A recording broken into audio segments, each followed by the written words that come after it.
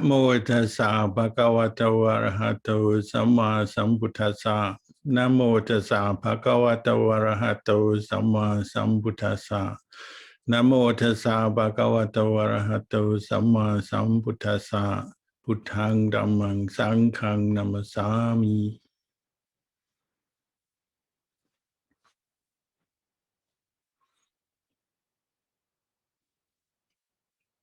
So please sit comfortably as you listen.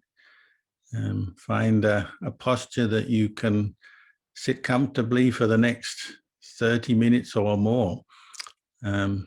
Sit up straight. You can close your eyes and meditate as you're listening. Follow the words, or if you become peaceful, it's okay. Luang Por Chah used to say, if you become peaceful in samadhi as you listen to a talk, just enter the samadhi and listen with your heart. You don't have to remember the words necessarily. Because Dhamma is more than just the words.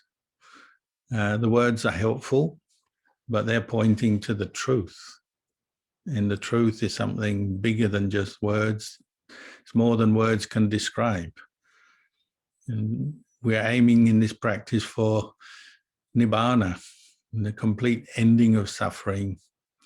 And that's something the Buddha pointed out. You can't describe in words. It's beyond the words, beyond the conventional reality that we describe with words. It's something that has to be known and experienced and realized with the heart through the practice. So in the time of the Buddha, because of the Buddha's great wisdom and compassion and people's great faith, people might actually become enlightened listening to a Dhamma talk.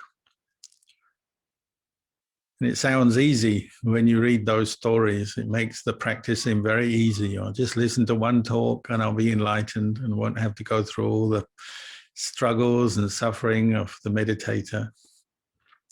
But of course, the reason those people became enlightened listening to a Dhamma talk is because they've done all the struggles and all the practice in previous times.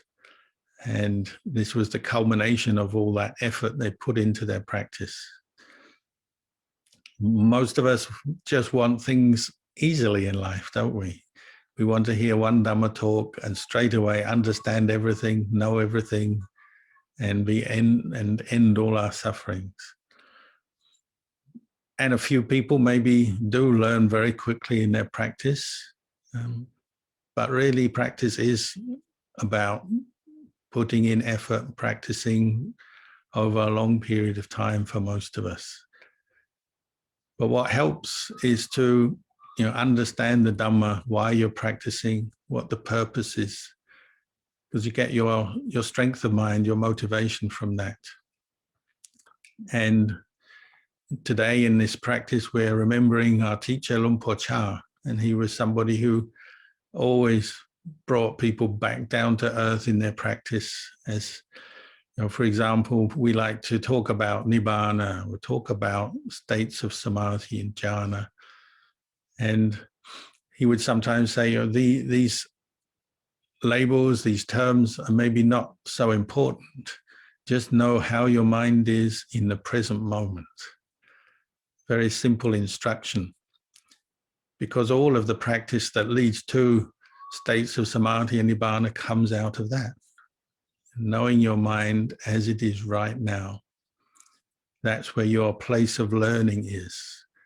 And a big part of our practice is learning from our experience, reflecting on what's going on, coming to understand our experience as it's emerging, as things are happening from moment to moment in our life. But the Buddha gave us a good framework for doing this as well. And so it is important to hear the Dhamma.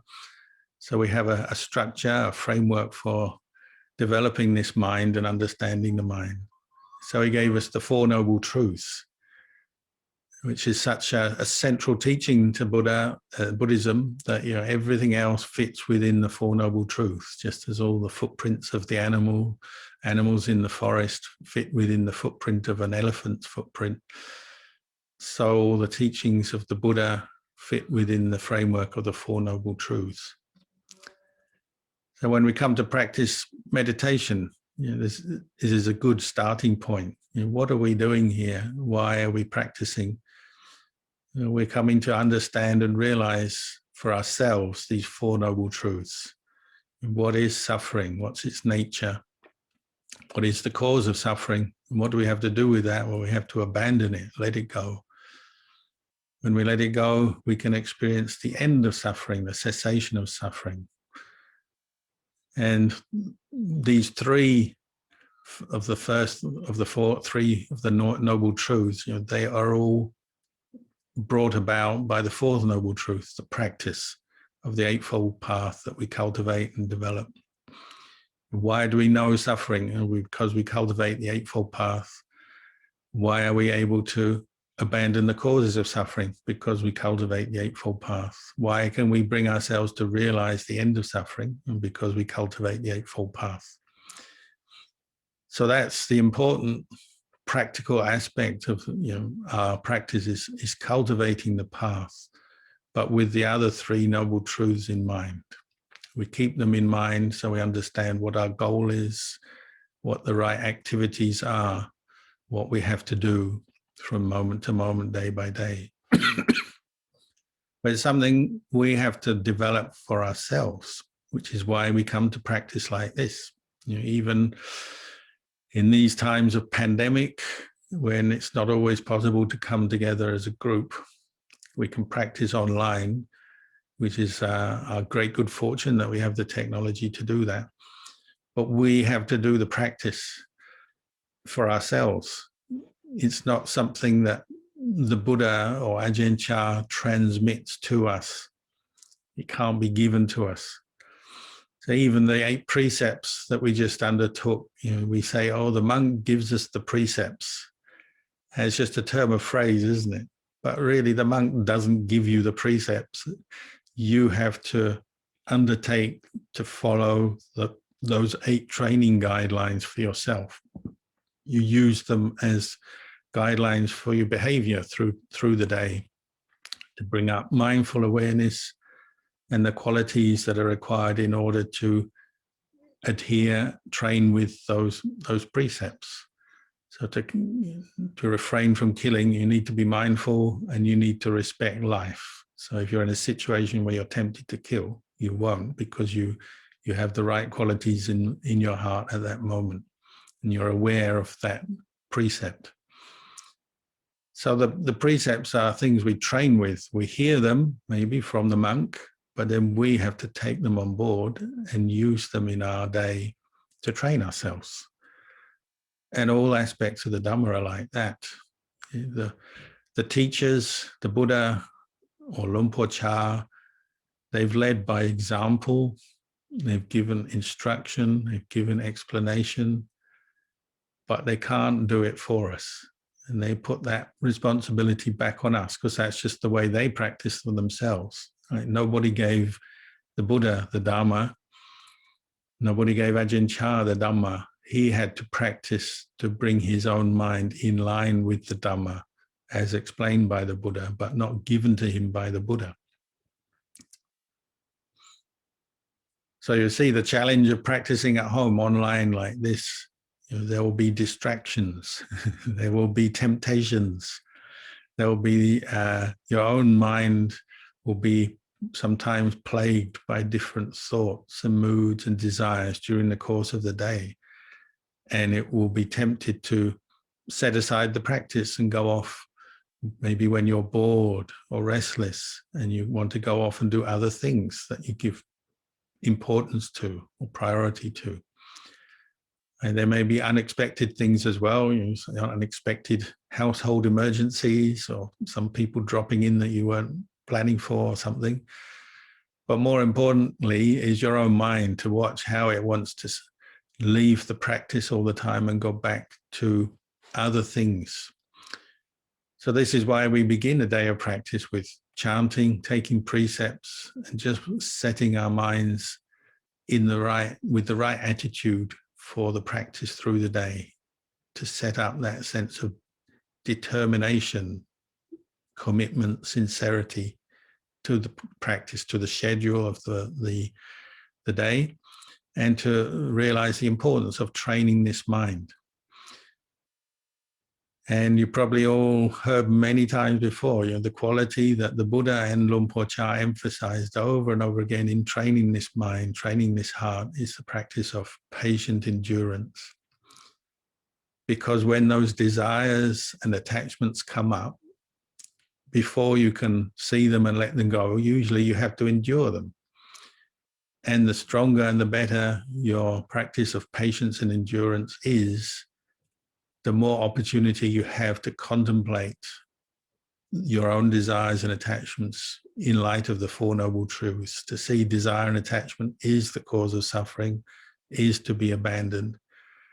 Kind of gives you that space and that the right atmosphere, the right attitude to do that. When we give in to our desires, our attachments, we become impatient. We can't sit still. We can't hold our mind on the breath or on our meditation object. We can't contemplate. So we lose track of the Four Noble Truths when we lose our patience. The patience isn't the only quality we need to realize the Dhamma, but it's the fertile ground for deepening our practice on every level. So keeping the precepts. Say today you've undertaken to keep the 8 precepts. So maybe after lunch in the afternoon, you might feel peckish and want to have some food and get distracted by that. That would be a time where your patience is needed, to be patient with your desire for food, or the desire, the fantasy about food. Maybe you have to keep your precept and use your precept to train your mind with patience and then with determination to keep that precept. And similarly with all the other precepts, patience helps you to stick with your own agitated state of mind that might lead you to break a precept, say. And similarly, when we come to meditate, today we're practicing sitting and walking meditation. And again, your mind may be restless, might not want to stay with the meditation object you're giving it. That's something that you need to remind yourself at those times when you're giving up your effort or you're giving into distraction, to be patient. Or if you have a very strong emotion come up and you're feeling angry or depressed or very excited about something and it's overwhelming the mind, often the starting point in the practice is to be patient with that mood, with that emotion as it comes up. So sometimes it's a simple mantra that we can use in the course of our practice. Be patient.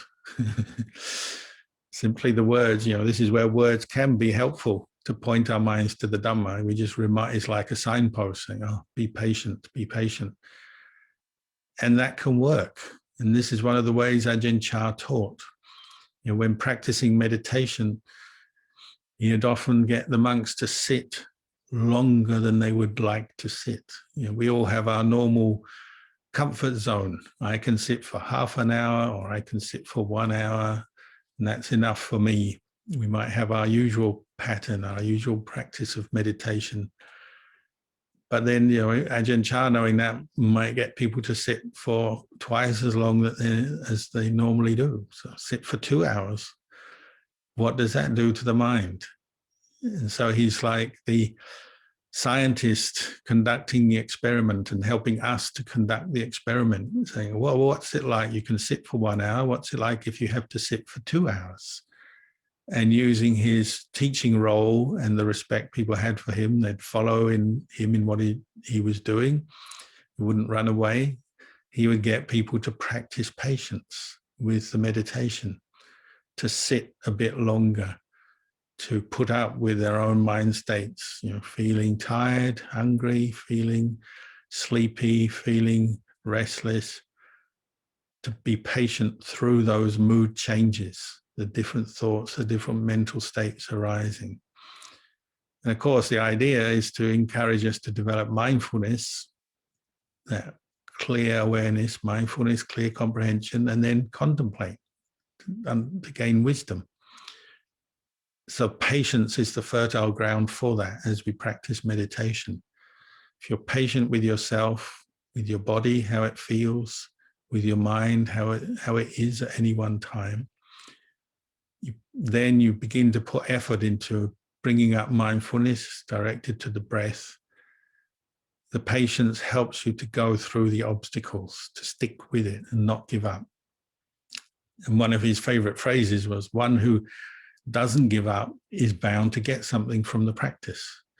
It's pretty much inevitable. If you want to get enlightened, well, as long as you don't stop, you don't give up, you'll get enlightened. There's no guarantee how quick or slow it'll be or when you'll be enlightened. But if you don't stop practicing, it must happen. It's cause and effect, isn't it? It's a simple law of nature. So one who doesn't give up will gain something from this practice. It's another motivation to be patient with the difficulties as you're practicing meditation. And then the other thing is bringing up that effort. It's another thing he encouraged over and over again. Put effort into your practice, because our mind is very similar to the computers that you're using now to watch this talk. You know, if you leave the computer alone long enough, it goes into hibernation mode. It goes to sleep, it turns off. And our mind is like that. If we stop putting forth effort, we tend to sink into dullness, sleepiness, or just follow along, drift along, following along with the daydreams, the fantasies that are popping up in the mind. And we find after a while of no effort that the mind is not peaceful, it's not bright, there's no mindfulness, there's no understanding of the Four Noble Truths, because we drop our effort.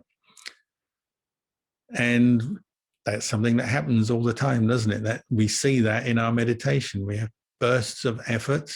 Everyone knows that when we're inspired, putting forth effort, trying hard, and then can't sustain it. So we start to fade off. Just like in sports, you have periods where you put effort into your sport or your running or whatever you're doing, and then you fade off. Maybe when you feel tired or get bored, your effort drops. So just the same thing will be happening in our meditation. Again, that's where we have to be patient. You use patience combined with bringing up fresh effort and seeing through the different obstacles through the day. So what supports the practice of patience and effort is also another quality that Luang Por Chah talked about, is determination. The Buddha's word is adhitthana. So when you keep the 8 precepts, you determine to keep the 8 precepts. You say, I'm going to keep these precepts for a period of time, say for a day or 7 days or whatever it may be. And to complete that task, you have to be determined. You have to be determined to see it through.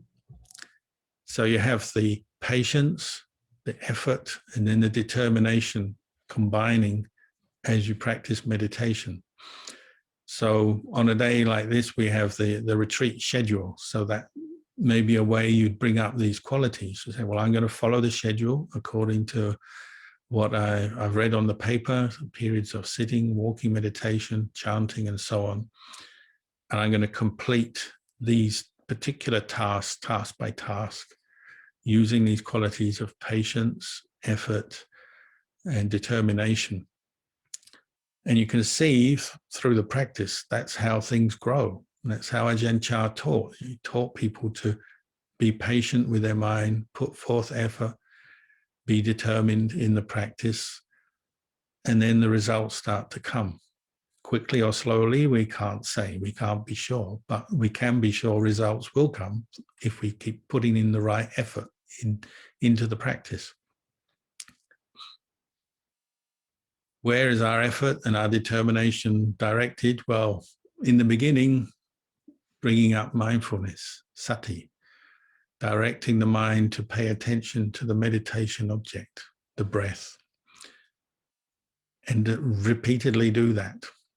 Ajahn Chah used to say, when we meditate, imagine you're sitting all alone somewhere on the top of a mountain, in a forest, in a park, somewhere where you're on your own. You can just drop all your concerns about other people, other business, work, family, social things, and just focus on the breath and your practice in the present moment. He would encourage us to do that, to develop that sense of inner solitude, where even though the world is carrying on around you, it doesn't matter. During the time of your meditation, you're sitting there quietly, you're safe, there's no other activities you have to do. Just give everything to the meditation as if you're totally alone in the world. So it's a perception to bring up. Another perception to bring up is the one of enjoyment. Even though meditation can be challenging because you're facing sometimes the pain of the body, the annoying nature of your mind that doesn't listen to you and wriggles around and wanders around all over the place, still, this is a pursuit of happiness. It's something to gradually, if not quickly, come to enjoy. That's like a taste that you have to learn to savor as you practice. You recognize there is enjoyment in letting go of distractions, letting go of sleepiness, putting the mind on the breath. This is something we can come to enjoy. And as soon as you appreciate that, everything becomes a little bit easier. It won't necessarily get rid of the pain in your knees, or it won't stop all the thoughts popping into your mind, but the attitude you have towards yourself and your practice may change once you start to see it as something to enjoy. Ajahn Chah used to say, in the beginning, we're putting effort into being mindful of the breath.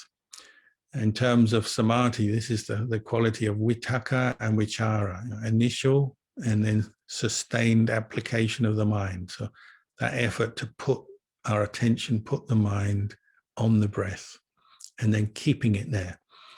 Because once you're doing that, your mind and body start to relax. We start to experience what we call piti, rapture. Rapture is like when the body feels very light, starts to feel light, sometimes like cotton wool or something very soft, feels like it's just floating there. All the heaviness of the body disappears temporarily. And it feels like we're floating there. Maybe we feel enraptured, so we have tingling sensations. The body feels energized, brighter. Sometimes people feel very full, as though like you're pumping up an inflatable doll. You feel very full and complete within yourself from the effects of piti as your mind becomes more steady, focused on the breath. And the meditation becomes enjoyable because you're interested in the meditation object. As you do it more, the mind gets used to it and it enjoys sitting and being with the breath. In the very beginning of meditation, it is a challenge. Often it's frustrating things that we associate it with that frustration. And it can be annoying, difficult, and you want to give up quickly. But if you persist with the patient effort, the mind starts to settle down and we experience some rapture. Once rapture is arising, whether briefly or in a deep experience of rapture, your mind is not bored anymore. It's not fed up. Whatever's happening in your life elsewhere, other times, however your body is feeling at the time of the meditation, doesn't matter. As rapture starts to arise, it uplifts the mind. We feel more enjoyment as we're letting go of other things. Mind and body starts to relax, and the meditation becomes interesting, enjoyable. Just like any other task you do that you've enjoyed in your life, your mind starts to absorb into it. It accepts the meditation object. It's at peace with it more and more. However, Ajahn Chah used to say, this quality of piti, rapture, it can be a little bit distracting in itself.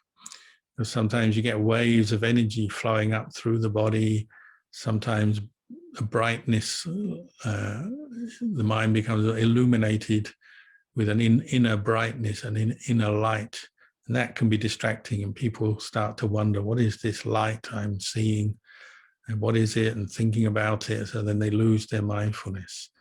Or with the waves of rapture, they feel very excited and they start to think thoughts based on that feeling of excitement. So as you feel the rapture coming up, start to maybe feel, oh, I can become enlightened this very day. Or think of something very good. I want to help the whole world, because you feel very good with the feeling of piti or rapture. So you have to watch that. Even that can become a distraction to the meditation. We can lose our mindfulness as we get lost into the waves of piti, or the different way that piti arises. So the instruction is keep going with that patient effort, the determination, the mindfulness, and contemplate. Keep your mind back with the breath. And you note the piti arising, that sense of elation, enjoyment, but don't attach to it and don't get lost in it. And the same as the mind becomes really calm and steady, then feelings of happiness arise, where the mind becomes much more still. And again, the inner brightness, inner peace becomes very clear to the mind. The mind is less and less worried about other things, less interested in other things. It's happy internally. This is a very wholesome quality to arise as we meditate. But again, it can be cause of detachment if we're not careful. And the final quality of samadhi that arises as we put in this determined effort is ekaggata, one-pointedness. And that's the hardest of all the qualities to develop, to make the mind really firm, steady with its meditation object, because there'll always be something that catches you out. As you become more peaceful, more steady with the breath, a thought from the past or a sound, a distraction will come up and just pull you back to the ordinary distracted states of mind. Or it could be sleepiness. You become very relaxed, calm in body and mind, and you're just becoming one-pointed, and then you become dull and fall asleep. Or there may be some very powerful desire that you've had before that's just waiting in the depths of your mind, and just as you're becoming one-pointed, you remember that desire, that perception comes up. So it could be thinking of a person you really like, or an experience you really like, something that really grabs your attention. It will just come up to interrupt your meditation at that very last moment as you're becoming one-pointed. So again, patience, effort, determination, and a sharpness of mindfulness, and some wisdom as well. At that point, you have to contemplate, see it's impermanent. What's impermanent is unsatisfactory, it's dukkha, it's not self, it's to be discarded. So in the beginning of our meditation practice, we're developing all these qualities together to train the mind to let go in the present moment, to let go of distraction, sleepiness, to bring up the sense of enjoyment, relaxation. But all of this is serving a purpose, is bringing the mind to a state of calm, firmness, we call samadhi. And Luang Por Chah encourages us not to get too caught up into labeling the level of samadhi or the depth of samadhi. We call momentary samadhi, khanika samadhi, where the mind gathers together in one-pointedness for a short while and then disperses or withdraws. And that's useful and it's part of the practice, but it's difficult to contemplate and understand the Four Noble Truths when we only have moments of samadhi. So he encourages us to keep on with our patient effort to develop a deeper state, what we call access concentration or upajjhara samadhi, where the hindrances and the distractions have gone, but you can still contemplate, you can still observe and learn the Dhamma, you can think if you need to, but in a wholesome way. Your thoughts are not dangerous. So Ajahn Chah compared it to a chicken in its cage or its coop. So if you have a chicken coop with a chicken inside, it can move around within the bounds of the cage walls. It's safe from predators like foxes. It can move around, but it's still protected. So Upajjhara Samadhi is like that. Your mind can move around, so you can contemplate the body, for instance, contemplate the impermanence and the unattractiveness of the body and the lack of self in the body. You can contemplate feelings, observing them arise, pass away. You can contemplate your mind states, whether it's peaceful or not, wholesome or not, because there's some movement there. The mind is one-pointed, peaceful, but it can still contemplate. But Upajjhara Samadhi alone is frail, fragile. It can easily degenerate, as we know. You become very peaceful, calm, and then the mind withdraws and back to the ordinary way of thinking and distraction. So sometimes we press on, we develop Upajjhara Samadhi and press on to one-pointedness, what we call Appana Samadhi, or some people call jhana, to make the mindfulness really firm and steady, to make that state of stillness really firm, steady, long-lasting, to really be able to hold attention and absorb into the object and let go of everything else, however temporary it may be. It's a practice of letting go, making the mindfulness firm, and then withdrawing from that state of real stillness back to Upajjhara Samadhi to contemplate. It's really where we're going to understand the Four Noble Truths and let go of the causes of suffering, craving and attachment, is when we can contemplate. And that's the goal of our meditation, is to develop wisdom and insight. In the beginning, we use a lot of wise reflection, yoniso manasikara, thinking wisely, paying wise attention to our own experience, noting how thoughts come and go, they're impermanent, feelings come and go, the changing nature of the body. Develop the skill of just wisely reflecting on our experience. But when the mind becomes really firm and still in samadhi, then we can actually practice vipassana, insight, very well, and just see the arising and passing away of phenomena. Particularly direct attention to the body, contemplate the impermanent nature of this physical body, the way that the four elements have come together to make up this human body. You've stripped away the labels and all the imaginations and the conventional reality, and you're just observing the body from a place of stillness. And you get that sense of separation between the mind that knows and the physical body, and a sense of this is not a self, this is not a person, it's a collection of elements that I don't really own. And that sense of I, me, mine fades away when you're practicing vipassana. Similarly with Vedana, with feeling, you'll notice when your mind becomes steady and calm in samadhi, you can contemplate feeling arising, passing away. So like the chicken walking around the cage, it can move, the mind can move, can contemplate feeling, the relationship between the mind that knows the feeling and the feeling. But there's this sense of separation as you're seeing it as an object rather than me, mine, myself, which leads on to a lot of mental proliferation and ultimately to suffering. We're just observing phenomena as they are when the mind is still and one-pointed. So feeling is merely feeling. Body is merely the body. Feeling is merely feeling. Pleasant, unpleasant, or painful. And mental states are merely mental states.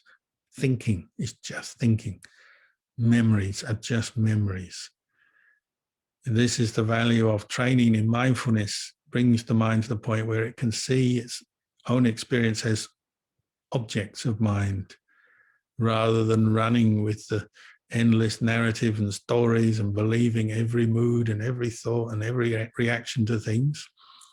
The mind is just seeing the body, feelings, mental states as just that, as merely that, seeing the body within the body, seeing the body as merely a body, feelings as merely feelings, thoughts as merely thoughts. So relying on a lot of patient effort, determination, putting effort into practicing, bringing up mindfulness, directing it to the breath, calming the mind, developing that sense of enjoyment, the happiness with the meditation practice, and ultimately using the state of stillness to contemplate experience, to see how to let go of craving and attachment. This is the sort of thing Ajahn Chah would teach over and over again in many different ways, but it's what we draw from his teachings and we can use. So Ajahn Chah couldn't make us enlightened. He couldn't transmit the Dhamma, as it were, and bless someone or give them the power of the Dhamma by waving his hand or something. But he could instruct and guide and share the Dhamma that he had realized and lead by example. And so today we have a program of Dhamma. So this is the period of the first period of meditation. Sitting meditation has come to a finish now. So I'll end the talk there, and then I'll just give you some brief instruction on walking meditation. อันดัมยังดัมมกทายาสาธุคารังตาตามาเสสาธุสาธุสาธุอนุโมดามิ